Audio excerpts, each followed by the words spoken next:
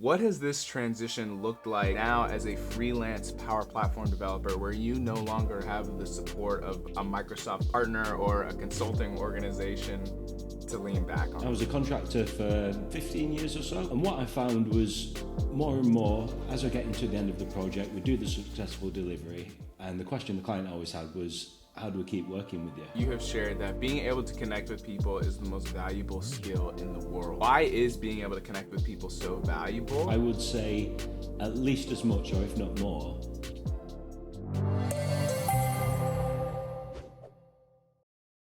Hey, welcome to this week's episode. My name is Griffin, the host of the Citizen Developer channel, and today I am joined by special guest Franco Musso. Now, Franco is a freelance Power Platform developer, and I have been dying to ask you, Franco, what has this transition looked like now as a freelance Power Platform developer where you no longer have the support of a Microsoft partner or a consulting organization to lean back on?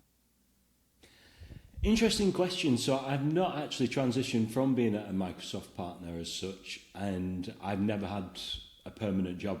So I've always been freelance or kind of self-sourcing the work in some way, shape or form.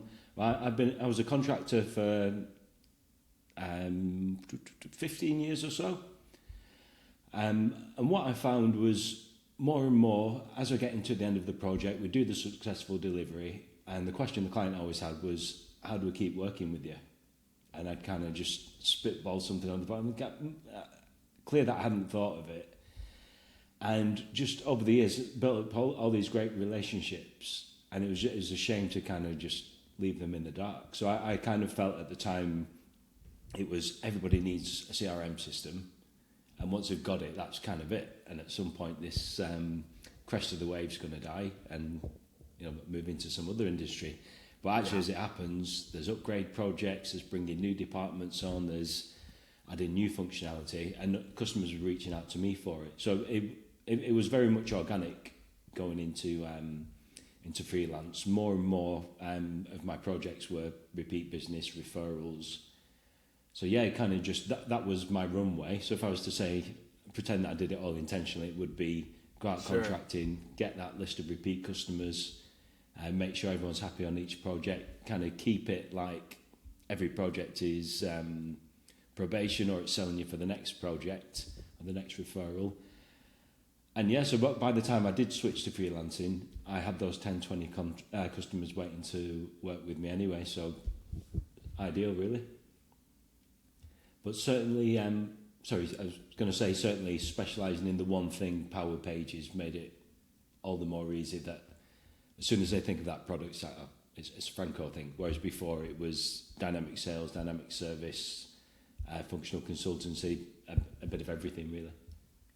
Yeah, so in getting to know you, you have shared that being able to connect with people is the most valuable skill in the world. And so if I'm hearing you correctly, let me be a consultant and hear what you said and spit it back out to you, right?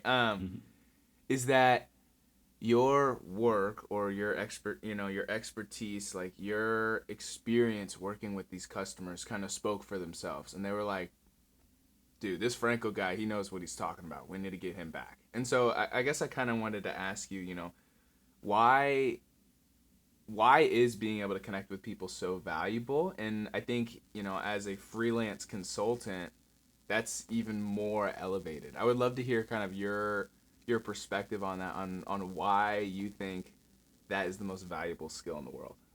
Yeah, so I'd like to think that that's what people think, as you said there, that Franco really knows his stuff. But I would say at least as much, or if not more, Franco is so easy to do business with. We connect, he'll listen to our problems, he doesn't push solutions on us. And I think that the least friction, sorry, I can't quite get the words out, but the easier it is to do work with you, the more straightforward you are to deal with. And sometimes it can be, we want that refreshing candour that Franco will say, you're wasting your time going down this path, or what you've built so far is awesome, keep it, let's just put the finishing touches on it. Or I'll be completely frank and say it's fit for the bin, and unfortunately you're going to save money by scrapping that and starting from scratch. But also, I find it's not always just the hiring manager that is so keen to deal with me again, because I love to upskill the internal staff. So it will typically be, I can't get my words out again, typically be that each time a customer deals with me, I will deal with, I'll build something for the first time each time. So let's say a company's new to Power Automate, I'll happily come and get them set up, automate their processes with Power Automate. Where I can help it, I will then say, I'll train your internal staff, so the next time you've got that requirement, you can either do the majority of the work, or you at least really understand the requirements well, and you'll save a lot of money from either not bringing me in at all, or you bring me in for less of the time. But when there's that novel requirement, when there's something new they need to tackle, so let's say that's a portal, or it's bringing in dynamic sales and they've only done customer service before, immediately they'll think, let's get Franco in.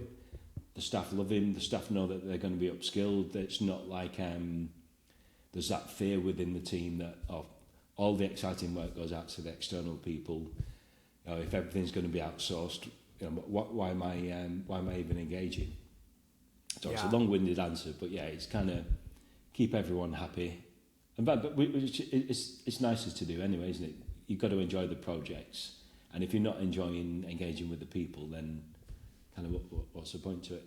Absolutely, yeah, and that's not long-winded. I like to have guests on here that can steal the show. So no, I appreciate you you sharing that. And I mean, I guess I kind of wanted to ask you. I feel like for maybe first-time listeners, I work for a Microsoft partner. Work for an organization. I am by no means any sort of freelance developer.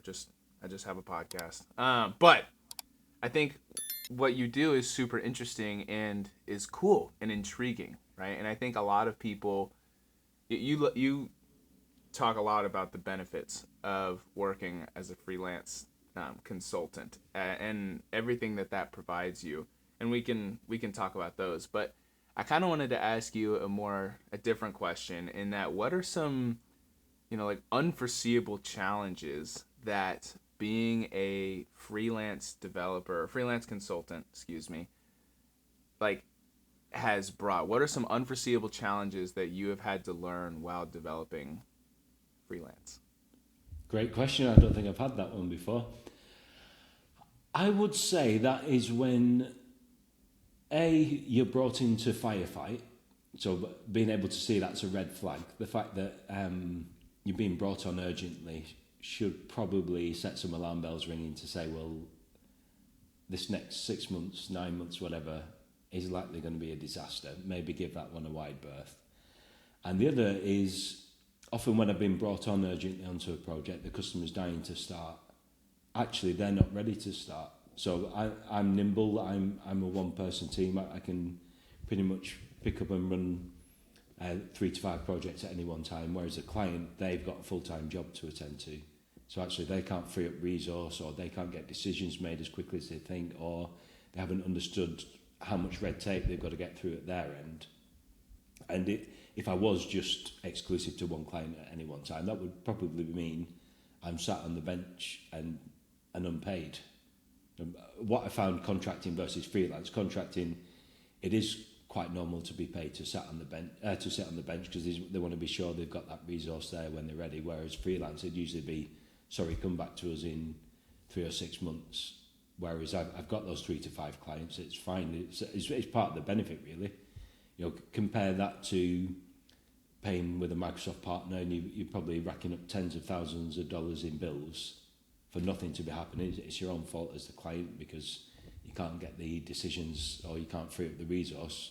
Whereas with me, I'll be fine. Don't worry, you just take the time, make the decision, make the right decision, and I'll be busy with the other customers or enjoying time at the beach. Yeah. So that just spurred 2 questions. So you're saying that working as a freelance developer, and I don't think this is too much of a surprise, but that it's actually cheaper sometimes for the customer to work with you as opposed to work with an organization. And so, I mean, how often do you have to sell yourself? You know what I mean? Like, hey, such and such, I'm Franco. This is why you should work with me. You know, I mean, do you have a pitch like that together, or kind of like what we were saying, you know, at the beginning of the conversation, that you fortunately build up your reputation and your experience in a way that you don't necessarily have to do that very much. But what are those conversations kind of like? What are these things that you're telling the customer to help, you know, leverage, to showcase that they should be leveraging you as opposed to an alternative? Yeah, so I'm very fortunate in the sense that I'm not having to do that anymore. When I was one of many, so say for example, as a Dynamics functional consultant on sales or CE, then or even as a trainer, there potentially be 10 or 20 of us all interviewing for the same role, and that would be very much having to pitch myself. Nowadays, it's much more that I'm one of, I don't know, maybe 3 or 5 in the world that have got that skill of being able to deliver an intuitive, great-looking Power Pages site. So usually, I'm brought in these days in a pre-sales capacity first of all. So we've got customers that, right, we're sold on the Microsoft stack, CISO are happy, IT are happy, Power Pages make sense in every way, but if it has to look as bad as what the Microsoft examples do, Yeah. if it has to look like it was built 20 years ago, marketing are never going to sign off on it, and we can't launch. So usually, they've done all that homework before the scenes. They've selected the product, they've looked for somebody that can build a great looking portal, and I'm kind of brought in to sell the project, to say, look, just do a bit of a proof of concept, whether that's a couple of days or a couple of weeks, show something sexy, and if we get the go ahead for the project, you're the one to do it. So it's very different to what it was when I said I'm one of many people that they could have hired. And I think when I was one of many people they could have hired, then it was much more of a cost-driven decision. Sure. Yeah, and so okay, we will definitely. It's funny as well in reaching out to you. You mentioned that you would love to talk about consulting and not Power Pages. That's what you said. That made me laugh a little bit, and I would love to. I want to get to Power Pages a little bit, scratch the surface in the end of this conversation. Not necessarily right now, because I like this path we're heading down. Where, you know, okay, so you've kind of shared that process and the challenges. I mean, I'm interested to hear as well, like what are some of your favorite perks, the benefits of working in the freelance side? And I mean, I'm happy to let you take the stage and sing the praises of being on the freelance side. You know, I know you're passionate about it. So, I mean, what are some benefits, some perks of being a freelance consultant? I'd say the two biggest for me have been time, location, and freedom, location. Time, freedom, and location, freedom.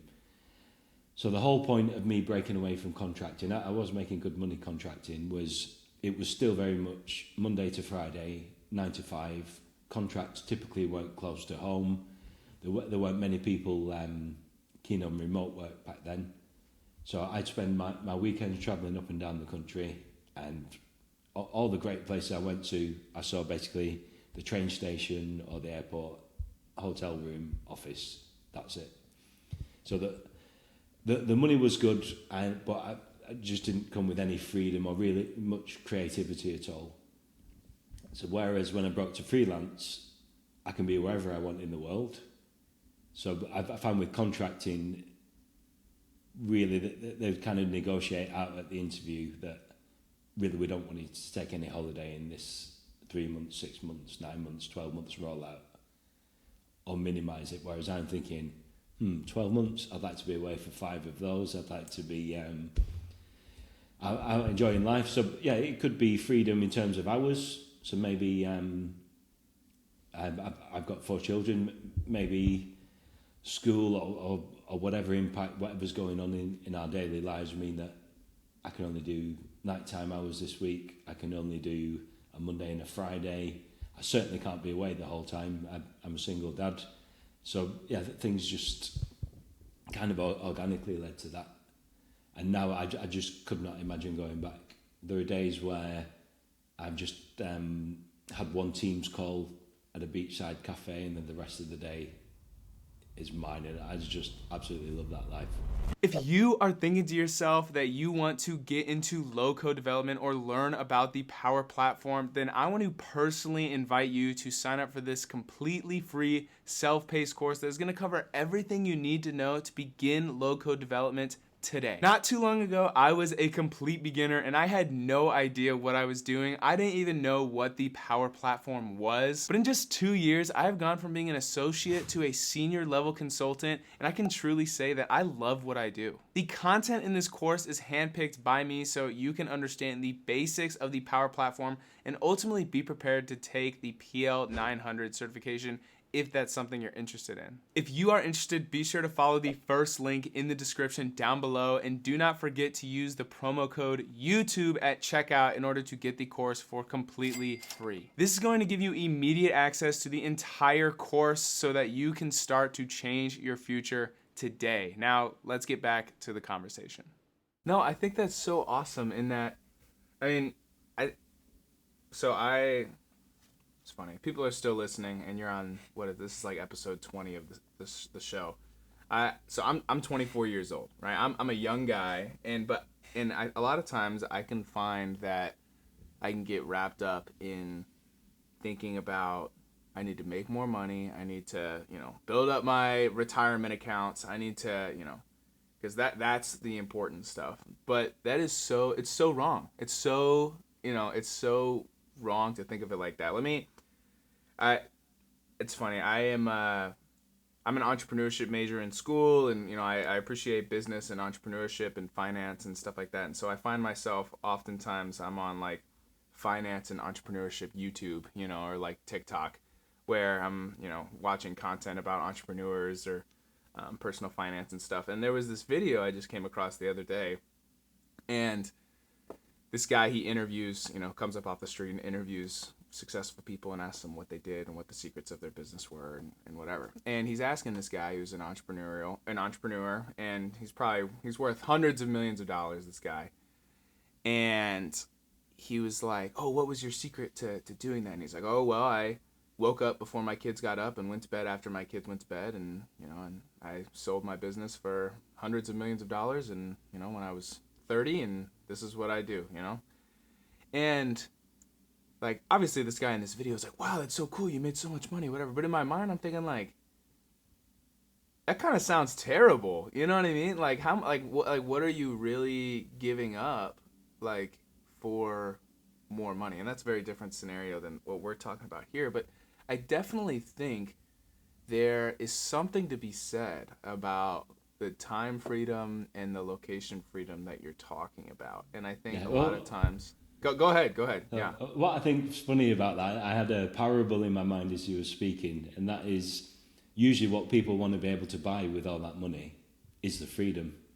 Yeah. So if you could have it at the start rather than at some distant point in the future when you sell up or you retire or whatever, why the hell not? Exactly. The parable, I'll speed it up. I think sometimes You're good. Take all the time. As it's Mexican or it's in Sicily or whatever, but you've got the typical US corporation guy enjoying his week's holiday, gets speaking to a fisherman like, what you do here is amazing. What you should do is get a whole fleet of boats. Then imagine you can get staff doing it for you, bring in hundreds of millions of dollars rather than just your small income. And like, yeah, but then what? And then kind of you keep chipping away at the why and the why and the why. So, well, I think you could just relax on the beach every day. That's exactly what I'm already doing. Yeah. Yeah. I've not done that justice, but when I read that through, it was just like, absolutely, yeah, 100%. Yeah, and I think this is something that I'm growing to learn, is that it is, I work fully remote, and I think that it's funny, I'm a natural saver as well. My wife is the natural spender. And I mean, there's always, I feel like, that sort of dynamic where she's always, let's go do this, or let's get this, whatever. I'm like, oh, well, we need to save and be smart. And I think that that's something, and like what you're saying, is like, I would I would fear that one of my biggest regrets is like I can finally enjoy life now that I'm 62, right? That's like the governmental retirement age in America, you know. And it's like when I'm 62, I mean, obviously I'm gonna be thankful I'm alive when I'm 62, but I'm not 24. You know what I mean? Like I can't enjoy life like in my 20s or my 30s or my 40s. And so I think there's a ton to be said about that and everything. And I mean, I just think it's encouraging to hear you say that because I think a lot of times, myself included, can get very wrapped up in the, you know, how much am I billing so that my bonus can be more and blah blah blah and making sure I'm on projects and whatever. But it's like, how about I just take this time and enjoy the fact that I had a half day today and you know I can spend time doing something else or you know that and whatever. I mean, yeah, I don't know if you have anything else to add there, but I have a kind of a related but unrelated question. You know, all these perks. Let's say someone's listening to this conversation and they're like, you know what? That's what I want. You know, that's for me. You know, I mean, what kind of advice would you have for this person? Let's say they're in a scenario like myself, or they're working, you know, for an organization or a partner, and they want to get into either contracting or freelance work. I mean, what kind of advice would you have for that person? I would say pick one product area and specialize in it. So I've got a very general skill set in terms of if I need to do some data model work, Power Automate, workflow, Power BI, but really what I'm known for is Power Pages. So now it's how can those things complement Power Pages? And the idea there is the moment someone thinks Power Pages and certainly heavily customized, they think me. The other thing is to build in public, which also helps with that. But the more you get used to building in public and having something to show, the more you're setting yourself apart. So often our best work is hidden behind a login wall or protected by an NDA. So I had my public facing Spotify clone. So whenever there was any question about how much can you customize these, how much can you control the look and feel, can we get away from those awful looking Microsoft templates, I had something to show. So it wasn't just my word against somebody else's.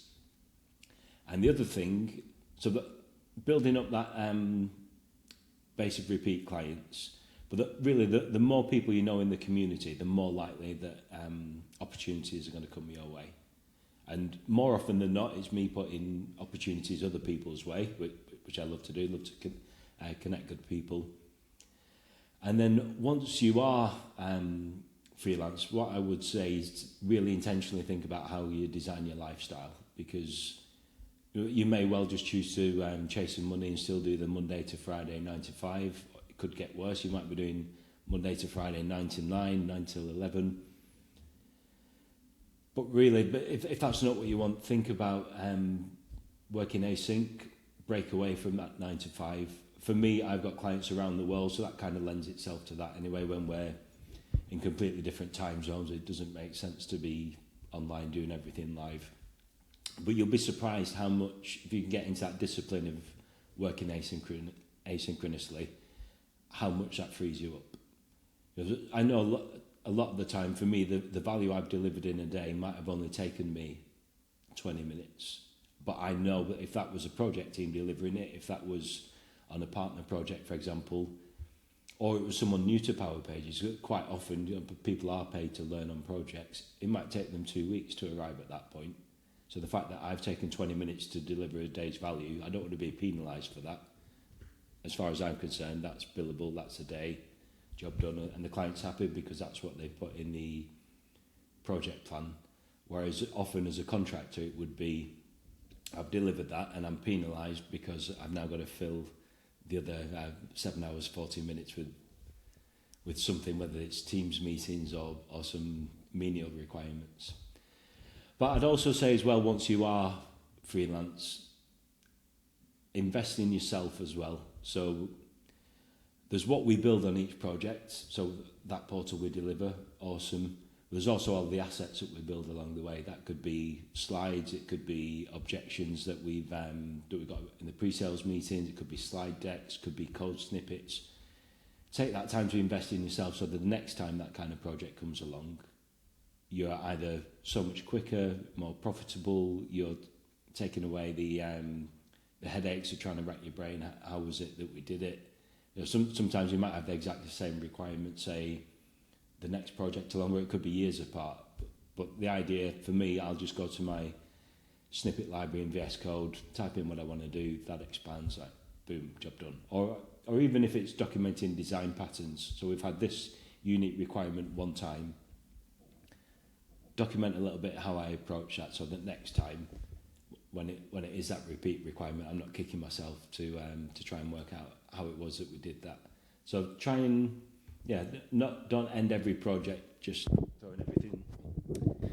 throwing everything you did in the bin and starting the next project afresh. Think about how can I arrive with as much value as possible. Yeah. And I would also say, kind of like in the One Thing book, when it comes to what you tackle each day, I think we can all be guilty of this sometimes, that you cherry pick the requirements from the task list and think, that one sounds like an easy win, I'll do that one. That one sounds like an easy win. So I'll tick off 3 or 4 tasks, get that dopamine hit, feel good about myself, but actually I've not pushed the project forward at all. So what I'd be thinking each day is, what is the one big thing in terms of scale, impact, chipping away at the timeline, that what's the best thing that I can tackle today that's going to ensure the success of the project, and that's what I'll tackle first. Yeah. And I find with especially with new clients, that just wins so much trust and set you off on such a good footing. Yeah, I would love to look more into, going deep as opposed to going wide. So this is not the first time somebody has shared this concept or this theme on this show, and I'd love to hear your perspective on it, because that was kind of some advice that I had gotten as well. Is like, obviously, I need to understand how to build a Power App, and I need to be able to understand how to build a Power Automate flow, and right now I'm learning about Copilot Studio, and these are all good skills to have, but that, in your experience, you know the necessary requirements to be able to do what you need to do, but the reality is your expertise is in Power Pages. Like, you are honed in and are, you said, one of 3 or 4 people in the world, and of Power Pages. And so I kind of just wanted to say two questions. One, and you've already kind of shared this, is why that's so important and why that specifically helps, build client trust and has built your career. And then the other is, like, how did you know Power Pages was to be your thing? Like, how did you, I'm trying to imagine someone like myself or somebody who's listening to this, and they're like, and they're sitting here and they're like, dang, I am not super passionate or have a super deep knowledge about one thing. I need to do that. And now they're thinking, okay, what's my thing gonna be? What are your thoughts on those two? Yeah, good question. So in my case, it was one particular technology, a one Power Platform product. But it could equally be one specific result, one specific vertical. So maybe I do BC for companies in the science space. Maybe I do customer service for people that are in leisure. So maybe your specialism could be that way. Or likewise, I do automations for people in the housing industry. So it's still much more specialised, and you're becoming a category of one, but you're not kind of limiting yourself on the tech side. But in terms of how it built the customer trust, it was more in the sense that when, because I've been on the hiring side as well, so sometimes partners have brought me in to help build out the team and hire suitable contractors. Often what I found was, when it was a generalist, they'd only ever scratched the surface of Power Pages. So they've got these 10 technologies on their resume, but actually, the only projects we've done, not really anything challenging, but we implemented it out of the box, and maybe we slapped a logo on it, and that was it. So that doesn't really tell you much about what are going to be the obstacles, the challenges, what are the lessons learned, what have been the real pain points on other projects that you can help us avoid. So I think a difference to when I was early in my contracting career was I would just be taking on the task list. I'd expect the PM to say, this is what you're working on this week, this is the project plan, this is what we need to deliver by. Sorry, when we need to deliver by. Whereas more often than not, when I'm being brought on as a specialist, it is the PM's being quite open and said, I have no idea what a Power Pages project looks like. You tell me, how do we get from zero to launch? What are the milestones? What do we need to prioritise? And again, from a generalist, you're less likely to get that. So I'd say it's offering a wider range of value and offering value in a different way. Yeah. Yeah. I'd also love to, kind of, again, similar to what we're discussing here. I mean, peeking behind the curtain a little bit, what do these relationships, these teams that you work with kind of look like? I mean, the organizational structure, the people that you're working with, I mean, obviously you're not, you work by yourself necessarily, but you're not, a team of one, so to speak. Like, you have other people that you're working with and people on the client. What are these relationships like, and these experiences working with the clients? And also, let me ask that before I get to my next question. Okay. Well, first of all, it differs massively if I'm working with a Microsoft partner, working through a Microsoft partner, or I'm dealing directly with the end client. When I'm dealing with the end client, more often than not, the rest of the team are people from the business. So they're not necessarily doing any of the technical work, but they've got that absolutely invaluable day-to-day knowledge of the business, day-to-day understanding of what the customer pain points are, of what's going to deliver that business value. Typically, when I'm working with a Microsoft partner, they brought me in because they don't have the skills in-house. So they've brought in this expertise. Quite often, they're not necessarily wanting to touch it. So sometimes it can be just kind of, look, Franco, this is your project. You deal with it. If there's kind of any issues, you let us know along the way.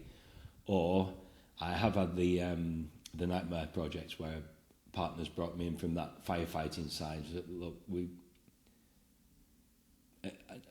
trying to put this in a politically correct way, but this has been the customers misunderstood the value proposition of Power Pages. We've won the project. We're kind of on the hook for delivering it. We know it's delivering the impossible. Just kind of help us make it as least bad of an experience as it can possibly be. But that's where where the deep knowledge and experience makes a big difference, because I quite often will say to customers up front, this is not a suitable project for Power Pages, and the value I've delivered I give them for zero, and that is to say, don't do it. You'd be better with something like Drupal, WordPress, a content management kind of system. Whereas portal projects really are online business processes and self-service. That's the kind of thing that fits Power Pages so well. Sure. So, okay, let's just assume the listener, they understand what the Power Platform is. They've kind of heard of Power Pages, but they don't have any Power Pages experience. I mean, what's the 90-second, Power Pages spiel on what it does and the business value that it adds? Oh, that's a challenging question. I would say, first of all, portals. So we've got a self-service element that we're bringing to our customer service back end. We're going to empower the customer in close to zero time to value. So we've got a website that's already integrated with Dataverse. And I'd like to think beyond Dataverse. So yes, it's a front door to Dataverse. You can interact with the Dataverse data, but we're also talking Power Platform. So with no effort, we've just opened up the fact that we can deliver on our website AI Builder, virtual agents, Copilot, Power BI with row-level security, SharePoint integration, everything that Power Automate offers. It's just like, what a ridiculous value add for literally within minutes of spinning up a portal, that's already there. It's already responsive. You got Bootstrap, which is one of the most widely used front-end frameworks in the world. It's just, it's all about that time to value. If you're if your portal is anything to do with Dataverse and Power Platform, that's where your customers live. For me, it's a no-brainer. It's not the most concise of answers, but No, you're good. It's hard sometimes until you've seen I've taken people through real-world examples that have never quite grasped, like, where does this fit into things? And then once you show, I don't know, this is mortgage application portal, this is somebody applying to be a banking customer or applying to a university course, or this is an insurance claim portal, and these are the touch points, and this is how we can assign tasks to our customers, and this is how we can gather documentation that we can report on all that. This is the dashboard front end. Here are some notifications going out with deep links. You can just see, it's like, how have we lived without it? So that's where that bit of experience comes in. But Sure. I do appreciate that the examples you can find online aren't necessarily the best, and I don't think Microsoft do the best job in describing the use of it. They call it something like externally facing business websites, which for me every website is externally facing anyway. Whereas when it was called portals, it kind of did what it said on the tin. And every customer that reaches out to me is asking for a portal. They might ask, mention it built with Power Pages, but for them, it is a portal. It's a self-service portal. Sure. So, okay. Real quick, before we get into actually, it doesn't need to be real quick, but before we get into my next question, I mean, and I love asking people this, did you choose Power Pages, or do you kind of feel like Power Pages chose you in a sense of this becoming your niche? Yeah, great question. So I'd say it's a marriage of the two, really. So the moment I saw Power Pages, portals at the time, it just immediately made sense to me. So I had some web design background, only on the amateur side, but I used to do a bit of a side hustle in WordPress design and development. I've always had that customer-facing experience, so all the way through my contracting career. The majority has been in Dynamics customer service, or Dynamics CRM back in the day. And the bottleneck has always been customer availability versus staff availability. So staff, we've only got so many of them, and they only work Monday to Friday, 9 to 5. And the customers typically work themselves Monday to Friday, 9 to 5. So they can't spend hours on the phone. So that typically means sending out letters, or the delays between email exchanges. Once you get that email back in, that customer service agent might be off for the next few weeks, or just the hours don't line up. So it just added so many delays into the process. And it just, as soon as I picked up on the fact that, this customer, first of all, can have the transparency, so they don't have to keep ringing up to say, where's my case up to? Have there been any updates? They can just go direct on and see. But also that they can complete the tasks there and then online, that it arrives in structured data, that it's getting away from all that double keying, and that they can push along their own workflows themselves. So that the moment I saw that, it was just like, this is a no-brainer, an absolute no-brainer. And I think it's even easier to grasp nowadays after COVID. We all relied on self-service so much, whether that was booking in vaccinations, booking in with dentists, doctors, car service, whatever. We just instantly assumed that everybody had it and that we can deal with everything that way. Yeah. So yeah, I'd say I chose it, but the moment I saw it, it was like, this is pitched perfectly for everyone. This could benefit every one of my customers. yeah. And the bit that appealed for me from the business side was this would be an ideal upgrade project for every existing customer. So from a business standpoint, what could be better than that? Rather than just, we've got CRM, we're done, thanks. It's like, let's bring the customer into it. It's a customer-facing process. Let's involve them. Let's free up staff capacity. Let's save you a load of money. Reduce all the turnaround times. It's like, there's just this sells itself. Very cool.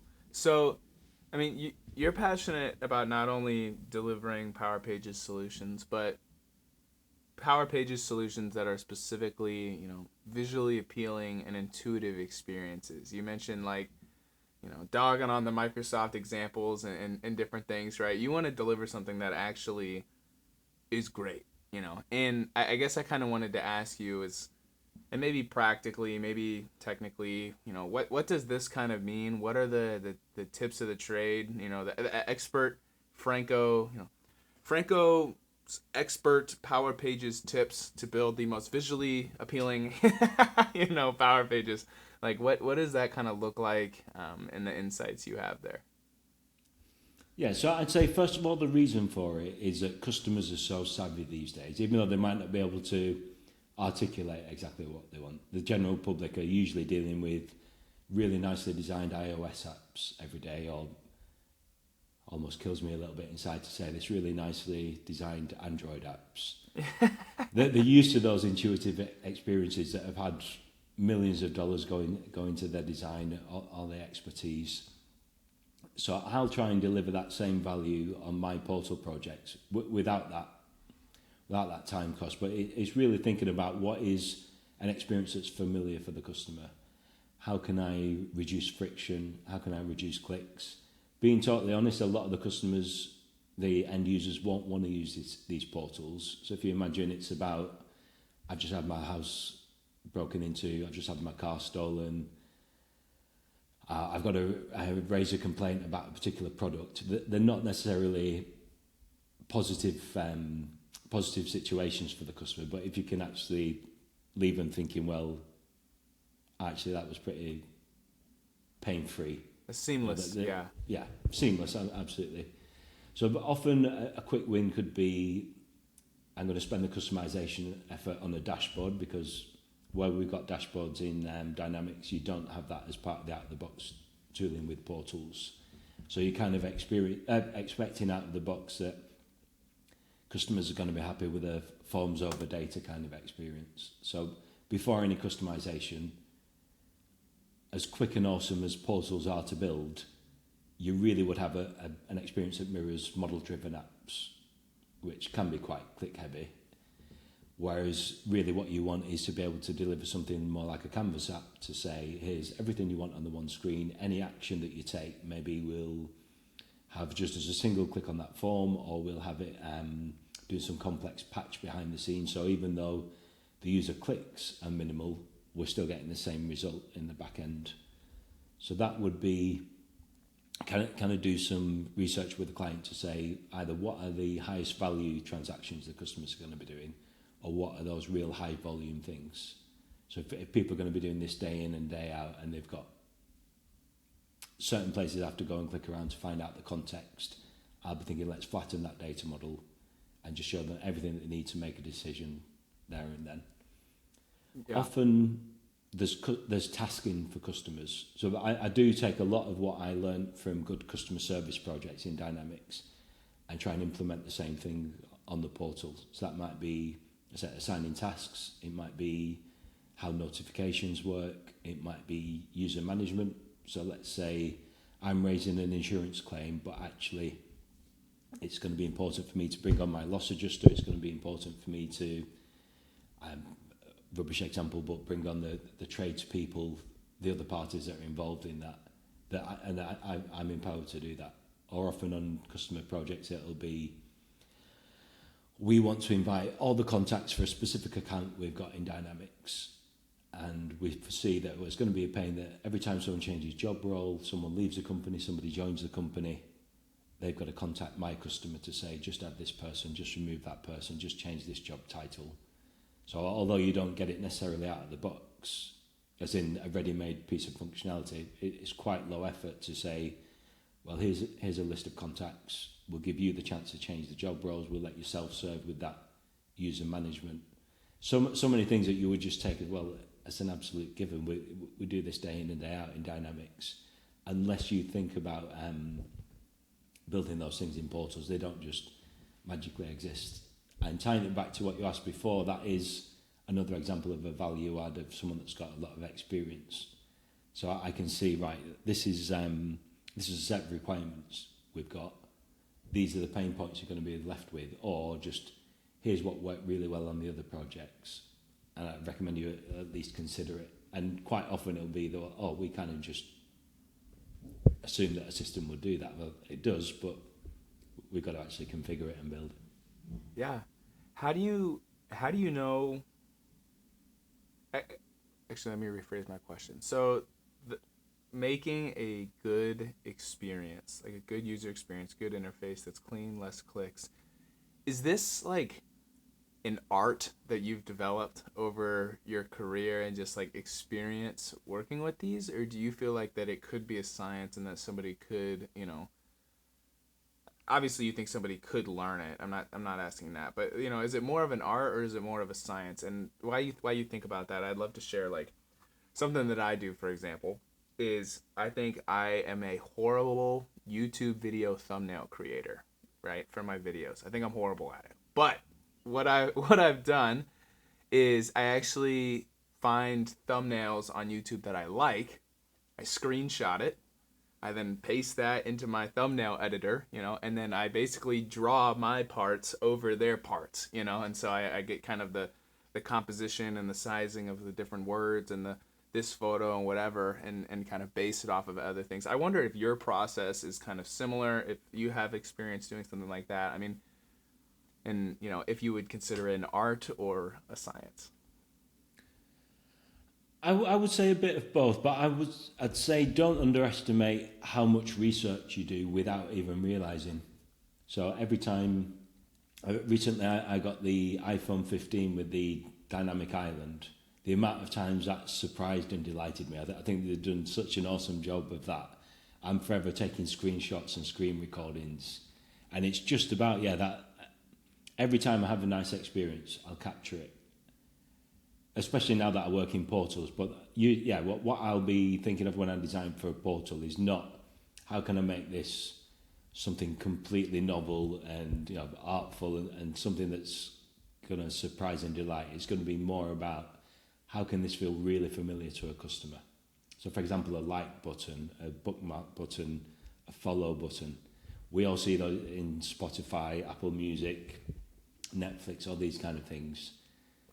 So it's trying to provide that same kind of experience. Whereas if you think model-driven apps, maybe you would go to the song table, you hit create, you choose that the type is like, you have to look up which song it is. And it's like, that is not, no way is a customer going to bother doing that. They expect that to be a one-click interaction. When they click on it, they expect to see some feedback, whether it's a check mark or a notification bubble or something like that. So it really is just being inspired by my favorite apps. Yeah. No, I think that's awesome. And that kind of what you're saying, you don't have to create everything from scratch and using your research, like you're saying, and utilizing because resources. Quite often the user's only going to be touching that portal the one time. So hopefully if they've got an insurance claim, they'll never have to go through that pain the once.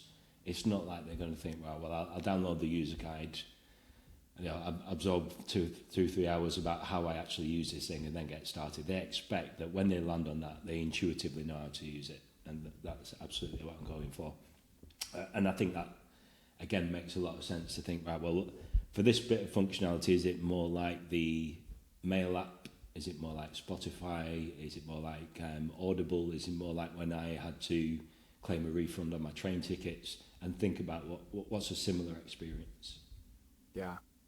Very, very cool. I love this conversation. I could probably talk to you about this forever, but I think for the sake of time, unless you have anything to add there, I'd love to transition us to the after hours, happy hours segment of the video, where we can, just this is after work. Talk about a little bit more about who we are. I know when we were talking about the perks of working freelance, you are pretty passionate about, your freedom of time and freedom of location and your ability to travel. I'd love to kind of ask you, what are maybe some recent trips? Where are some cool places that you've gone? Why you're so passionate about traveling? Well, my favourite feeling in the world, it might not sound too exciting, is just being carefree. So that could just be coastal drive, not having to be at any particular place at any particular time. Often I'll be abroad and you can see all the traffic is heading towards the capital city, and I'll very happily go in the opposite direction and just not have a care in the world. So it's really building as much of that into my year as possible.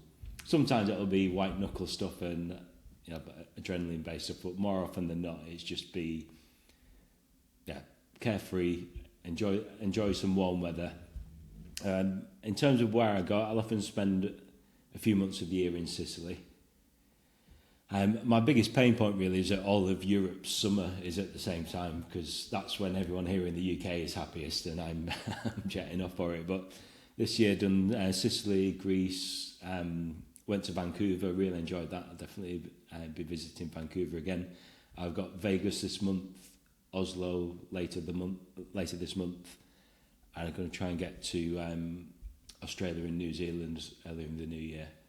Well, there's not really, I don't think there are many places in Europe that I've yet to discover.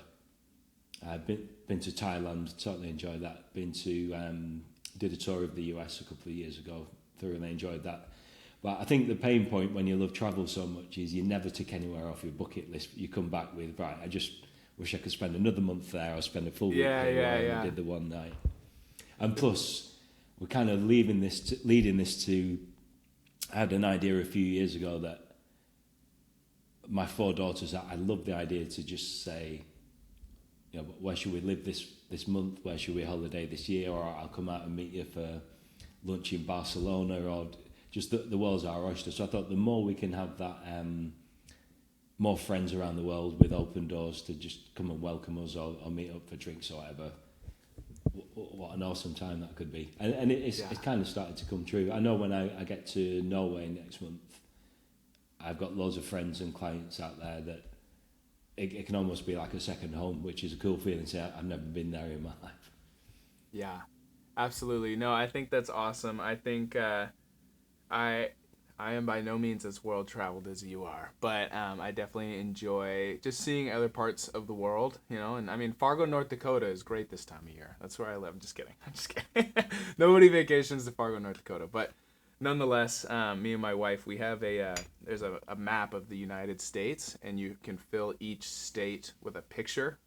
And so we're trying to fill every state right now, Cool. and different things. So, I mean, the United States is big enough that you can, it feels like every state is its own little country. But nonetheless, I mean, I know we've got some bucket list trips on the docket as well. I mean, for the sake of time, Franco, I just wanted to thank you for being here and making yourself available and connecting with me and sharing your expertise and everything that you've shared. If somebody listened to this conversation and they wanted to get in contact with you, what would be the best way to reach you?